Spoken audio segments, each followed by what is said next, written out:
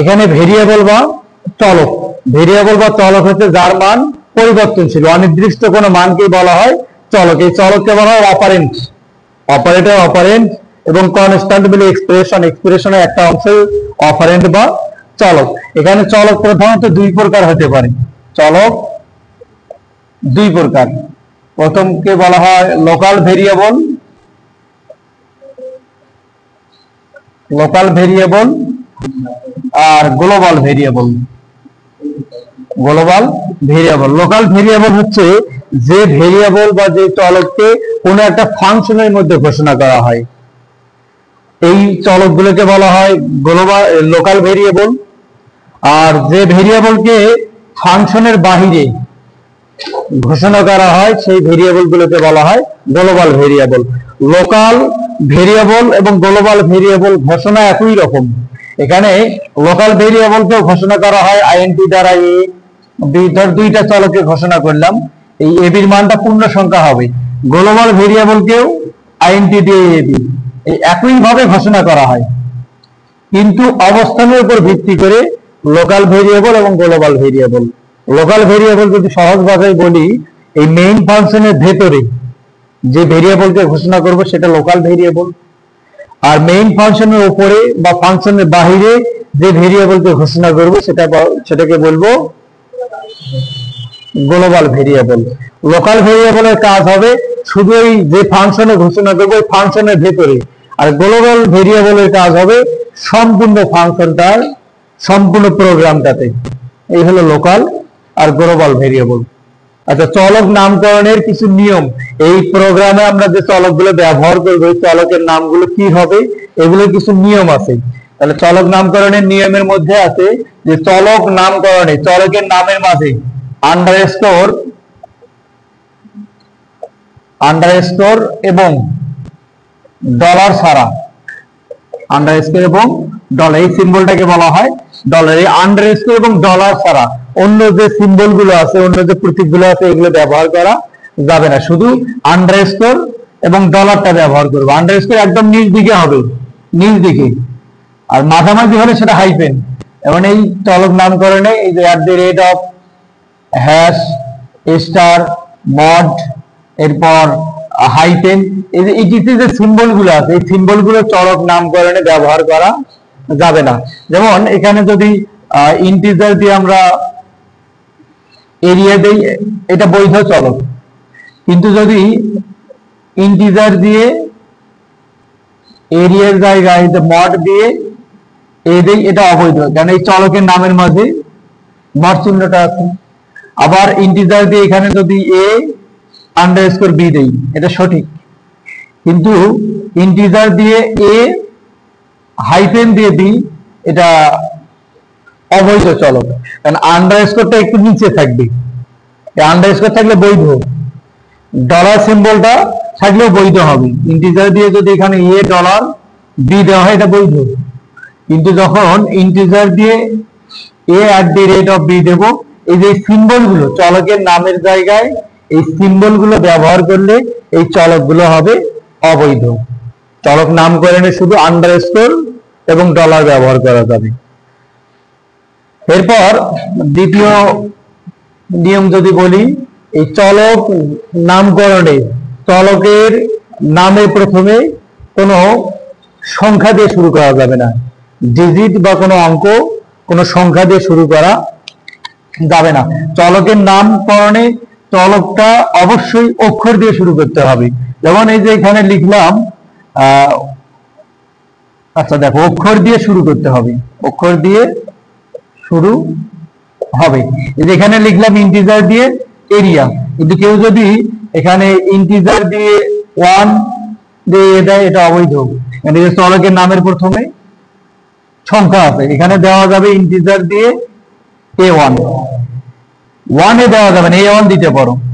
Integer দিয়ে যে 3_x ব্যবহার করি এটা দেওয়া যাবে না, ইন্টিজার দিয়ে দিতে হবে x_3। একটু আগে শিখলাম যে আন্ডারস্কোর থাকলে এটা বৈধ, আন্ডারস্কোর থাকলে বৈধ, কিন্তু এই সংখ্যা দিয়ে শুরু হওয়ার কারণে এই নামটা অবৈধ। অবশ্যই অক্ষরটা আগে হবে, তারপর সংখ্যা হবে। এটা দ্বিতীয় নিয়ম। এরপর চলকের নামের মাঝে কোনো হোয়াইট স্পেস বা ফাঁকা জায়গা থাকা যাবে না। চলকের নামের মাঝে ফাঁকা জায়গা থাকবে না, ফাঁকা জায়গা থাকবে না। যেমন ইন্টিজার দিয়ে যদি আমরা এ বি, এটা অবৈধ।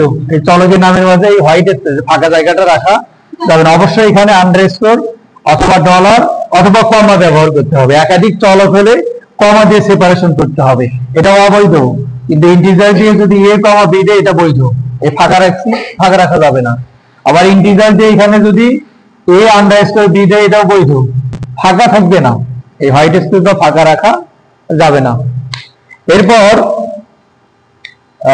এই ফাংশনের নাম, কোন ফাংশন বা কিওয়ার্ডের নাম ব্যবহার করা যাবে না, ব্যবহার করা যাবে না। কোন ফাংশনের নাম এই চলকের নাম হিসেবে ব্যবহার করা যাবে না। কোন কিওয়ার্ডের নামও চলকের নাম হিসেবে ব্যবহার করা যাবে না। কেউ যদি এইভাবে ইন্টিজার দিয়ে মেইন দেয়, মেইন একটা ফাংশন, এই মেইন ফাংশন চলকের নামের জায়গায় নামের পরিবর্তে ব্যবহার করা যাবে না। এই মেইন ফাংশনের পরিবর্তে দিতে হবে ইন্টিজার দিয়ে। এখানে আরেকটা বিষয়, যখন কোনো ফাংশনের নাম বা কোনো কিওয়ার্ডের নাম, এগুলো লেটার গুলো পরিবর্তন করব অথবা কেসটাকে পরিবর্তন করব, স্মলটাকে ক্যাপিটাল বা ক্যাপিটালটাকে স্মল করব, তখন ওইটার ফাংশনও থাকবে না, কিওয়ার্ডও থাকবে না, তখন বৈধ। এখানে মেইন এটা ফাংশন, এটা স্মল লেটারে লিখতে হবে। কিন্তু মেইনের যে কোনো একটা অক্ষর বা সবগুলো অক্ষরে যদি আমরা এখানে ক্যাপিটাল ব্যবহার করি, তাহলে মেইন আর ফাংশন হবে না, অন্য কোনো মান বুঝাবে, অন্য কোনো অপারেন্ট বুঝাবে, তখন এটা বৈধ হবে। এখানে মেইনের যদি এমটা আমরা ক্যাপিটাল করে দিই, এটা বৈধ। এটা ফাংশন না, ফাংশন না হলে এটা বৈধ। যেমন ফ্লোট, এটা একটা কিওয়ার্ড, FLOAT, ফ্লোট, এটা একটা কিওয়ার্ড। এখানে এই কিওয়ার্ডের নামটা চলকের নামের জায়গায় নামের পরিবর্তে ব্যবহার করা যাবে না। ফ্লোটের যখন এখানে এফটাকে ক্যাপিটাল করে দেব, এই যেটা বৈধ। এই কিওয়ার্ড গুলো স্মল লেটারের হয়, স্মল লেটারের যে কোনো একটা লেটার বা সবগুলো লেটার যখন ক্যাপিটালে লিখবো, তখন ওইটা কিওয়ার্ড হবে না, আর কিওয়ার্ড না হলে এটা বৈধ। তাহলে এখানে এই ফাংশন বা কিওয়ার্ড, আরো কিছু কিওয়ার্ড বা ফাংশন আছে, এই ফাংশন বা কিওয়ার্ড গুলো চলকের নামের জায়গায় নামের পরিবর্তে ব্যবহার করা যাবে না। এরপর 5 নম্বর নিয়ম। 5 নম্বর নিয়মে এই যে দেখো, সি প্রোগ্রামিং ভাষা কিন্তু এটা কেস সেনসিটিভ ভাষা। স্মল লেটার এবং ক্যাপিটাল লেটার আলাদা আলাদা অর্থ প্রকাশ করে। এই জন্য স্মল লেটারের পরিবর্তে ক্যাপিটাল বা ক্যাপিটালের পরিবর্তে স্মল লেটার ব্যবহার করা যাবে না। এখানে যদি ইন্টিজার দিয়ে এরিয়া ব্যবহার করি, আবার প্রোগ্রামে গিয়ে এরিয়াটা, এটা ক্যাপিটাল আর এই তিনটা স্মল, কিন্তু প্রোগ্রামে গিয়ে এই এটা ক্যাপিটাল না দিয়ে স্মল যদি ব্যবহার করি, আর এ কোন বি, এই যে এটা ব্যবহার করা যাবে না। স্মল হলে সব জায়গায় স্মল, ক্যাপিটাল হলে সব জায়গায় ক্যাপিটাল। এটা কেস সেনসিটিভ।